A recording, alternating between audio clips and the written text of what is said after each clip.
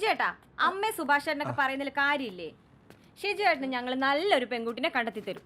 ഞങ്ങളെ പോലത്തെ നല്ല ലൗലി കപ്പിൾ അല്ലേ സജിയേട്ടാ? ചായ വെച്ചില്ലേ? പോയിക്കൂടെ? എന്നാടാ ഊള ചായ കുടി. എന്ത് നല്ല ഭാര്യയാടാ നിനക്ക് കിട്ടി. തേങ്ങാക്കൊലയാണ്.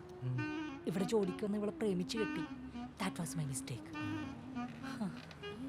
ബാക്കി ഭർത്താക്കന്മാർക്കൊക്കെ ജോലിക്ക് പോകുമ്പോഴെങ്കിലും സ്വസ്ഥത കിട്ടൂലേ? എനിക്ക് ജോലിക്ക് വന്നാലും സ്വസ്ഥത കിട്ടൂല. എൻ്റെ ഒരു സമാധാനത്തിന് ഞാൻ അവളോട് പറഞ്ഞു, എടി എന്തിനാ ഇങ്ങനെ ജോലി എടുത്ത് കഷ്ടപ്പെടുന്നത്, എനിക്ക് വീട്ടിലെങ്ങനെ എത്താൻ പോരെന്ന് ചോദിച്ചു. അപ്പൊ അവള് പറയണ്, എന്തിനാ നല്ലൊരു ജോലി കളയണേന്ന്.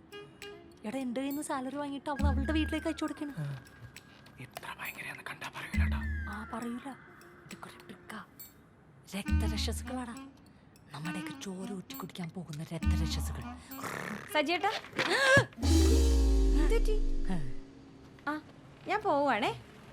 സുഭാഷേട്ടന്റെ കടയിൽ നിന്ന് കുറച്ച് സാധനങ്ങൾ മേടിക്കാനുണ്ട്. പോട്ടെ, നേരത്തെ വരില്ല സജിയേട്ടാ. ബൈ ഷിജുവേട്ടാ. ഓ കൊന്നേനെ പിശാശി.